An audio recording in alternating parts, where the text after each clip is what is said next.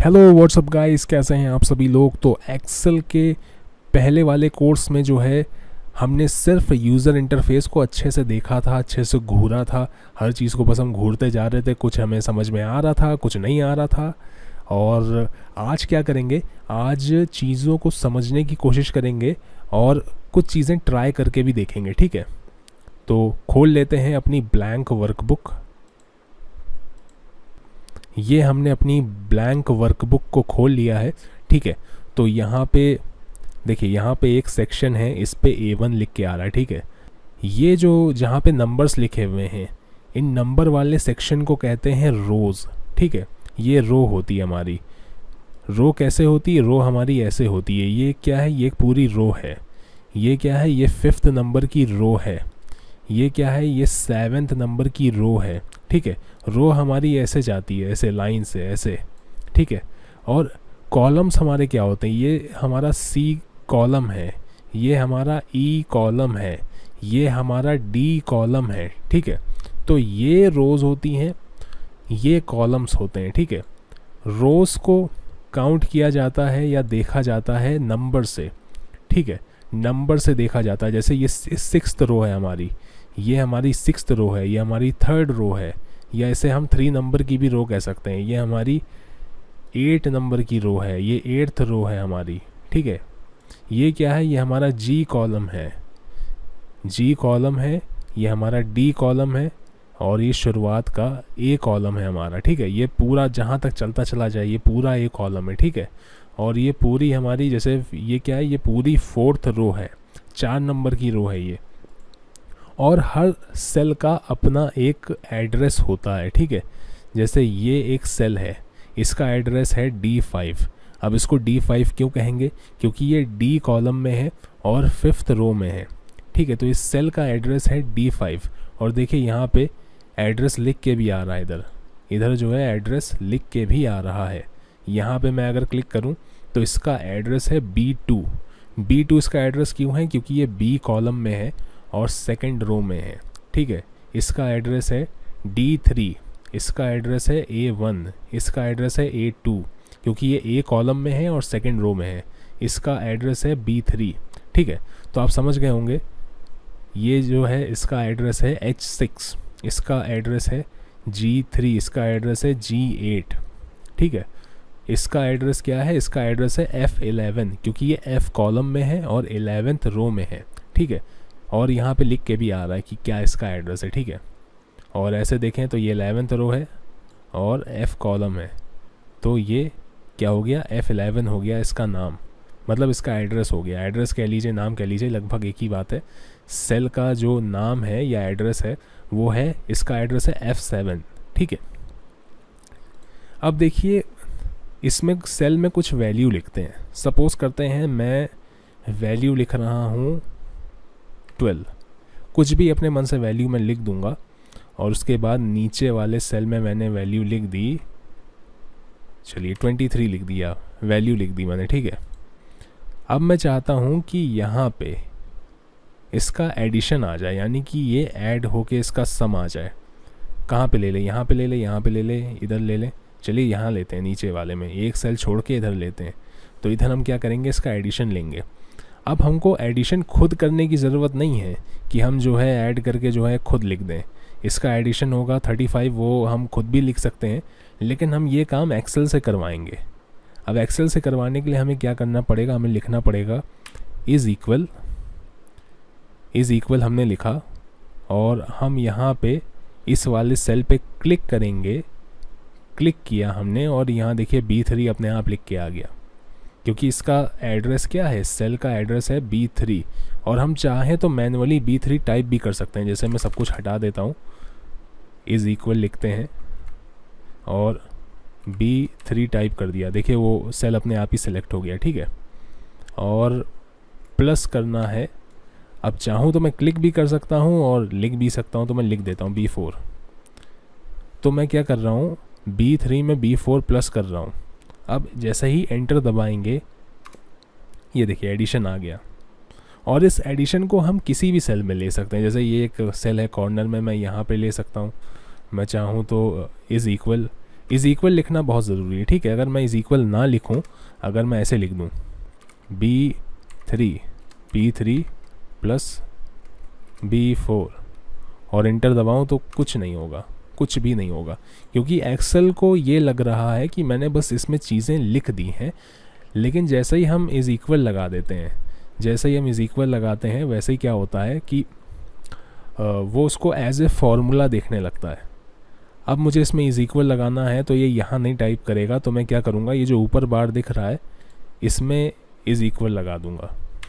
और जैसे ही मैंने इसमें इज़ इक्वल लगाया, ये देखिए ये अपने आप सेलेक्ट हो गया। अब बस एंटर दबाना है, 35 आ गया, ठीक है। तो इस तरीके से एडिशन हो जाता है। इसको सबको डिलीट कर देते हैं, बस सेलेक्ट करना है, डिलीट की कीबोर्ड पे दबानी है।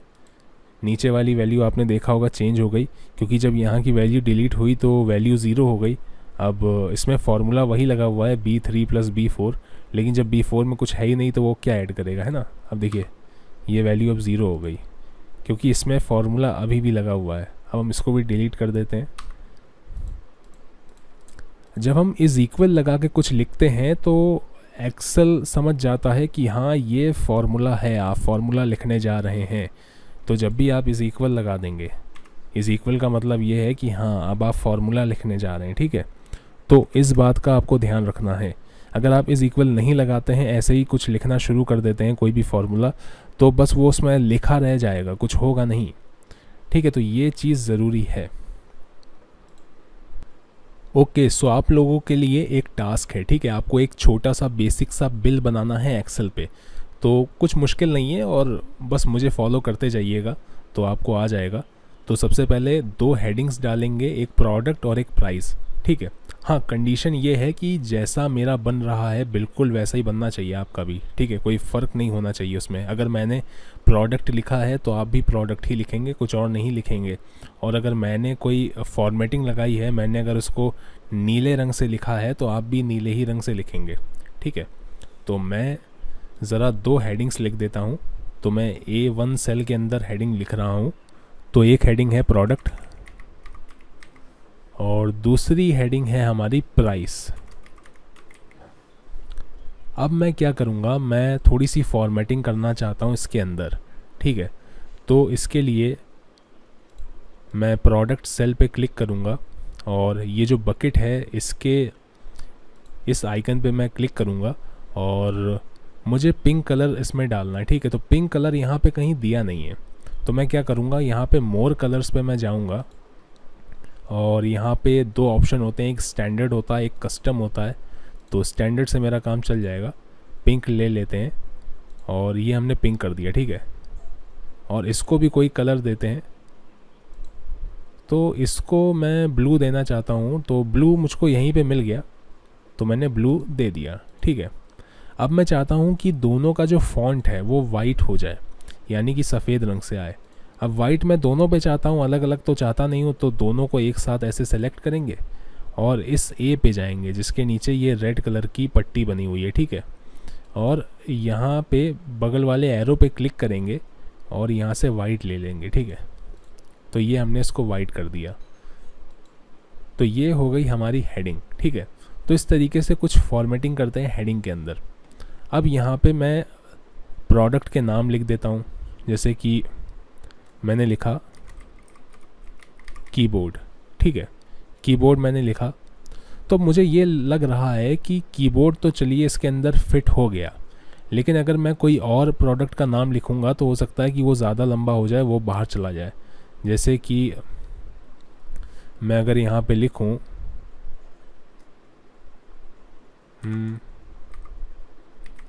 म्यूज़िक सिस्टम, तो ये चला गया बाहर, ठीक है।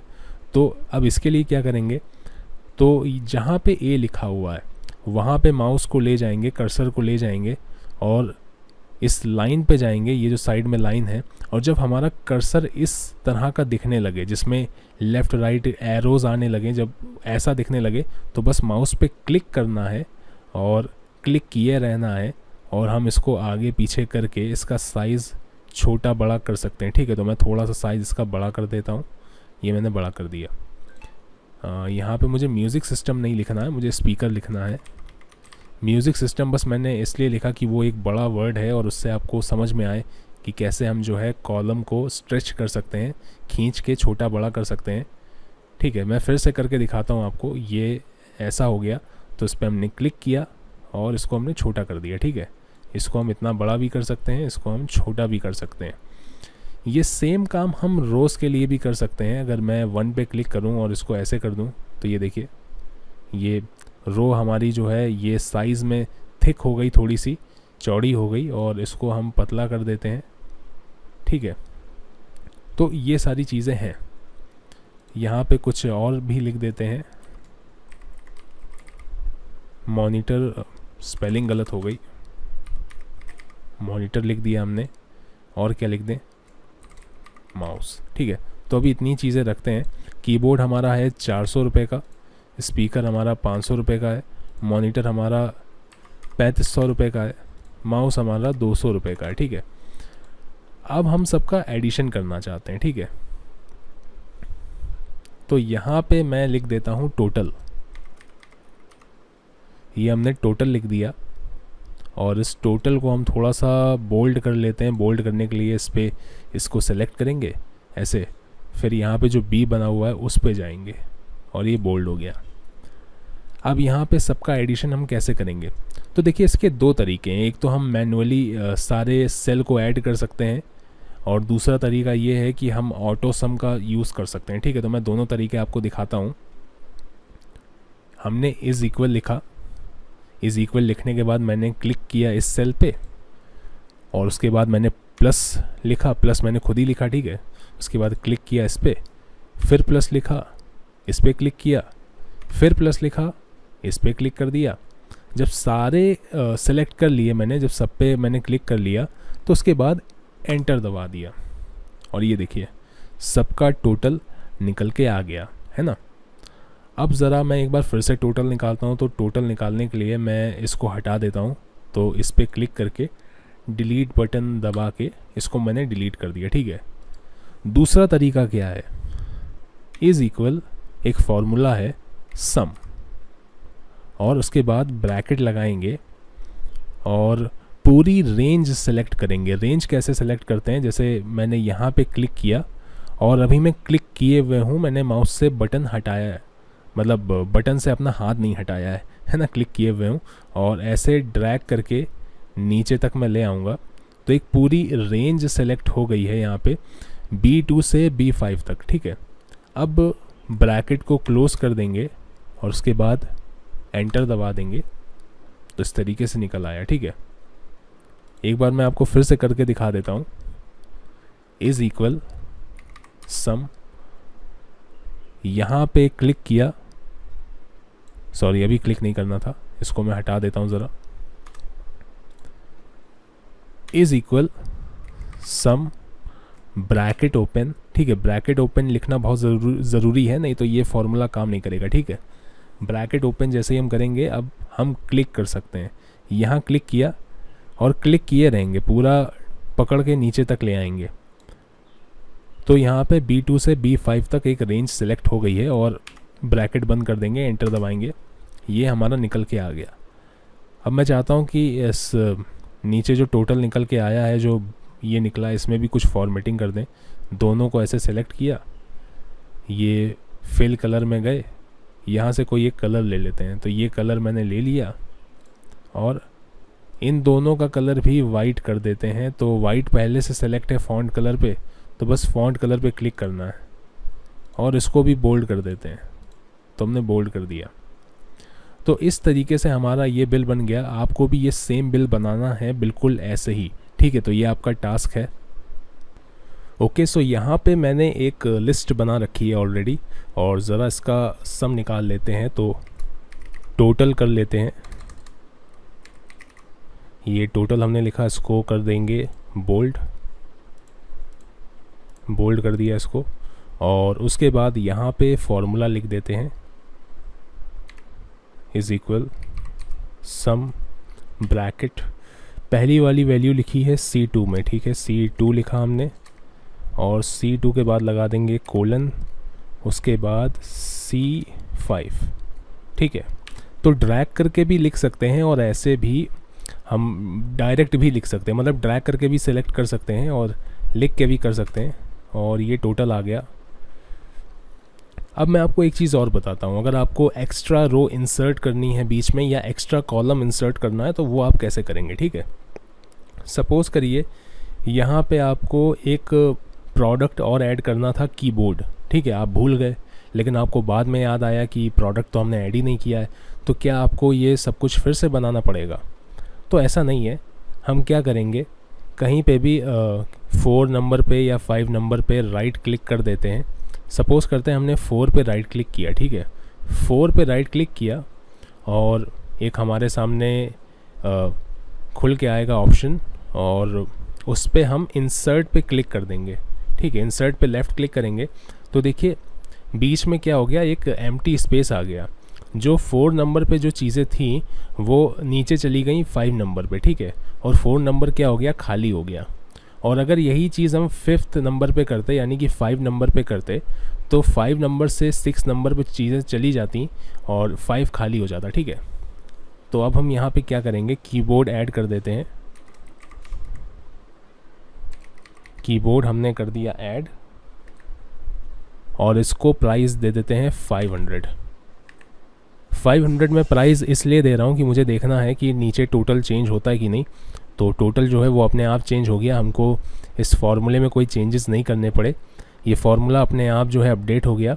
अब ये C2 से लेके C6 तक चीज़ें सेलेक्ट कर रहा है।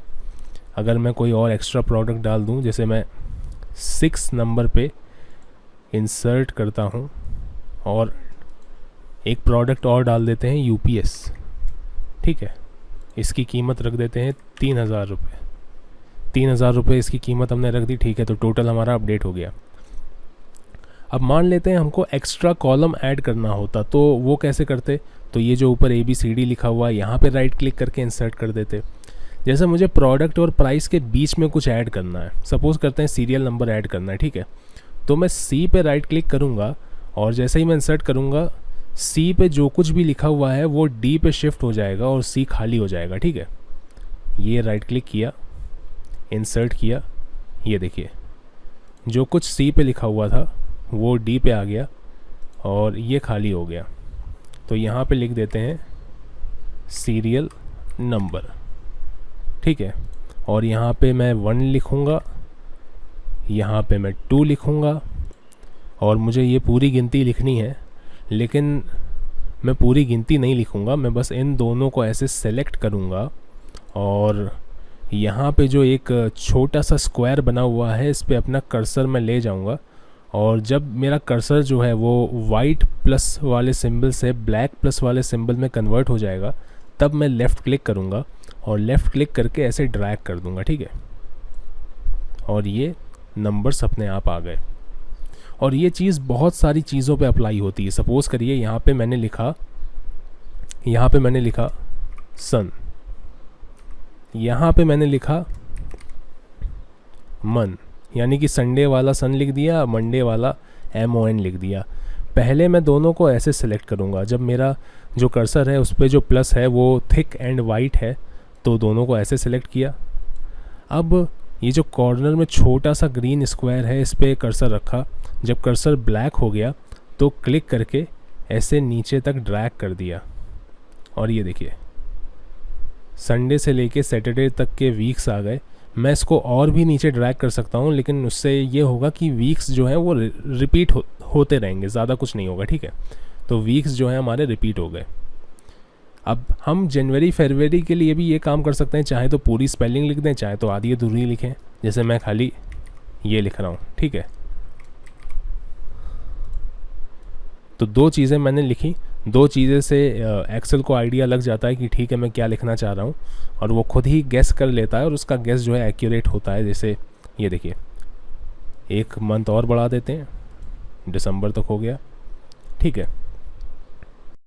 सो गाइज़ अभी के लिए इतना ही। आगे बात करेंगे इस बॉक्स के बारे में जिस पे ये bottom border, top border, left border, right border लिखा हुआ है, और इसके बारे में भी जानेंगे कि ये रैप टेक्स्ट क्या है और ये जो मर्ज इन सेंटर लिख के आ रहा है और इसके बगल में जो एरो है उस पर हम क्लिक करते हैं तो मर्ज इन सेंटर, मर्ज अक्रॉस, मर्ज सेल और अनमर्ज सेल, ये सारी चीज़ें क्या हैं, ठीक है। तो फ़िलहाल के लिए इतना ही एंड बाय बाय।